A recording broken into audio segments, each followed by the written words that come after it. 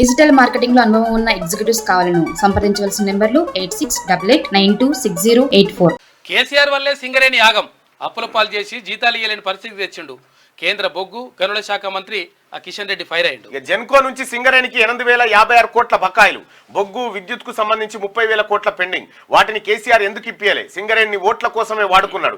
కార్మికుల డ్యూటీ కోసం కూడా ఎమ్మెల్యే చుట్టూ తిరిగే పరిస్థితి తెచ్చిండు. సింగరేణిలో బీఆర్ఎస్ ఎమ్మెల్యేలకు ప్రోటోకాల్ పెట్టించుకున్నాడు. కేటీఆర్ నోరు తెరిస్తే పచ్చి అబద్ధాలు మాట్లాడుతున్నాడు.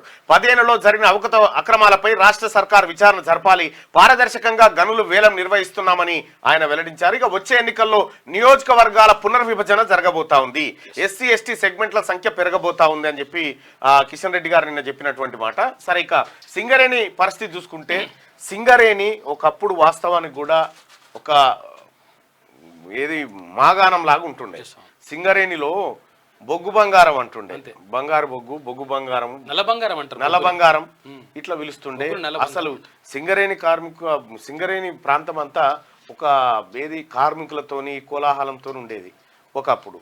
ఇక ఇప్పుడంతా ఇటాచి మిషన్లు, పెద్ద పెద్ద ఈ బుల్డోజర్లు తెచ్చి ఆయనతో ఓపెన్ కాస్ట్లు పెట్టి ఎత్తుకపోయే పరిస్థితి. 2014 ఎలక్షన్ మేనిఫెస్టోలో బీఆర్ఎస్ పార్టీ ఏం చెప్పిందంటే, కార్మిక సంక్షేమం అనేటువంటి కాలంలో కొత్తగా ఓపెన్ కాస్ట్లు తెరవం, అన్ని అండర్ గ్రౌండ్ మైండ్ తీసుకొస్తామని చెప్పారు. అది తెచ్చుడాటు పెడితే ఇప్పుడేమైంది? మొత్తం ఓపెన్ కాస్ట్లు చేసి తాడిచెర్ల మైన్ దగ్గర నుంచి అన్ని ప్రైవేట్ వాళ్ళకి అప్పచెప్పారు. మళ్ళీ ఎవరికి అది కూడా గతంలో 2007లోనే రాజశేఖర రెడ్డి గారు ముఖ్యమంత్రిగా ఉన్నప్పుడు పెద్దిరెడ్డి రామచంద్రారెడ్డికి బొగ్గును దొవ్వి జెన్కోకి ఇచ్చేటువంటి కాంట్రాక్ట్ని అప్పచెప్పారు. సో అది పెద్ద వివాదమైంది. ఆ వ్యవహారం అట్లున్నప్పటికీ తర్వాత కేసీఆర్ వచ్చిన తర్వాత ఏం చేసిందంటే, మొత్తం బొగ్గు బ్లాకులే తన సుట్టపోలకు అప్పచెప్పాడు. బ్లాకులే. ఇప్పుడేమంటుండు కేటీ రామారావు, ప్రైవేట్ సంస్థలకు ఇవ్వదంటారు. మీ నాయన చేసింది అదే. ఇంకా ఈ బొగ్గుకు సంబంధించి ఈ జాతీయ మైన్స్ కి సంబంధించిన చట్ట సవరణలో వీళ్ళు కేసీఆర్ బీఆర్ఎస్ వాళ్ళు పాల్గొని చట్టాన్ని సవరించాలి, బొగ్గు మందికి అమ్ముకోవాలి, ప్రైవేట్ సంస్థలకు అమ్ముకోవాలని చేయలేకపోయారు వీళ్ళంతా. మళ్ళీ అలా మాట్లాడుతూ ఉన్నారు. బొగ్గు ప్రైవేట్ కంపెనీలను అడ్డుకున్న బొగ్గు తీయకుండా ప్రైవేట్ కంపెనీలను అడ్డుకున్నామట. ప్రైవేట్ కంపెనీ ఎవరిది? మీరే కదా. ఈ అరవిందో ఎవరిది? నీ బినామీలే కదా ఇవన్నీ. బొగ్గు బావులన్నీ మీ వాళ్ళకి కప్పచెప్పి సింగరేణి నోట్లే మట్టి కొట్టి సింగరేణి వేలంలో పాల్గొనకుండా చేసి డ్రామా నడిపించిందంతా మీరే కదా. మళ్ళా ఇవాళ పత్తిత్తు మాటలు మాట్లాడి ప్రైవేట్ కంపెనీ అసలు ఆ చట్టానికి సవరణ చేయాలని చేయలేబట్టి వచ్చిన వాళ్ళే ఇల్లు చేసిండు. ఇది వరకు ఇంతకుముందు ఇవి ప్రైవేట్ పరం చేసింది ఎవరు? కేసీఆరే. సింగరేణి గత బీఆర్ఎస్ ప్రభుత్వం ఆగం చేసిందని, కార్మికులను కష్టాల్లోకి నెట్టిందని కేంద్ర బొగ్గు గనుల శాఖ మంత్రి కిషన్ రెడ్డి మండిపడ్డారు. కేసీఆర్ కుటుంబం తన రాజకీయ జోక్యంతో సింగరేణి సంస్థను దివాలా తీసే పరిస్థితికి తీసుకొచ్చింది. 2014 ఏప్రిల్లో సింగరేణి అకౌంట్లో 3,500 కోట్ల డిపాజిట్ ఉంటే గత కేసీఆర్ పాలన వల్ల ఇప్పుడు కార్మికులకు జీతాలు ఇవ్వాలని దుస్థితిలోకి సంస్థ చేరుకుంది. మితిమీరిన జోక్యంతో సింగరేణి కేసీఆర్ ఫ్యామిలీ అప్పుల పాలు చేసింది, నాశనం చేసిందని ఖుద్దు కేంద్ర మంత్రి చెప్తున్నాడు. వాస్తవానికి కేసీఆర్ చేతికి సింగరేణి అంటే తెలంగాణ రాష్ట్రం ఇచ్చే నాటికి సింగరేణి బ్యాంక్ అకౌంట్లో 3,500 కోట్లు నిలువ ఉన్నాయి. పైసలు నిలువ వాళ్ళే వాళ్ళకన్నా అప్పులు ఇచ్చేటట్టు ఉన్నారు. ఆఖరు కేసీఆర్ దిగిపోయేటప్పటికి ఏడుకొచ్చిందంటే ఇప్పుడు ఏమన్నా అమ్మితే తప్ప కార్మికులకు జీతాలు ఇచ్చే పరిస్థితులు ఎక్కువ ఓడీల కాడికి వచ్చింది పరిస్థితి.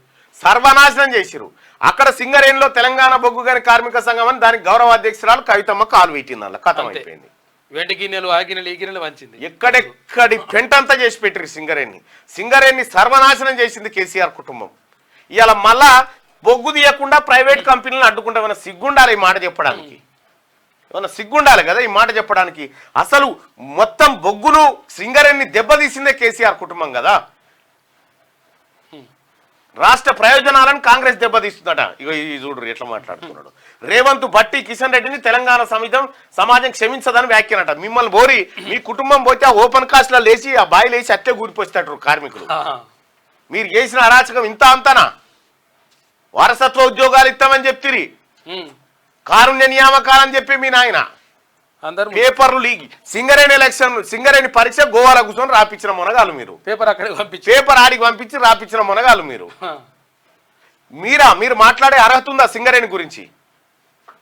సింగరేణి ఏది బొగ్గుల బీఆర్ఎస్ పార్టీని సింగరేణి బొగ్గులేసి తరగబెట్టాలి. ఆ పని చేసిరు మీరు. మొత్తం కార్మికుల ప్రయోజనాలన్నీ కాలరాశి పారేసిరు. మిగులుతో ఉన్న 3,500 కోట్ల మిగులు బడ్జెట్తో ఉన్న సింగరేణిని ఇవాళ ఏడికి తీసుకొచ్చిరుగో. జెన్కో నుంచి సింగరేణికి 8,056 కోట్ల బకాయిలు రావాలి. ఎవరు చేసిరు అప్పు? కేసీఆర్ చేసి పెట్టిండుగా.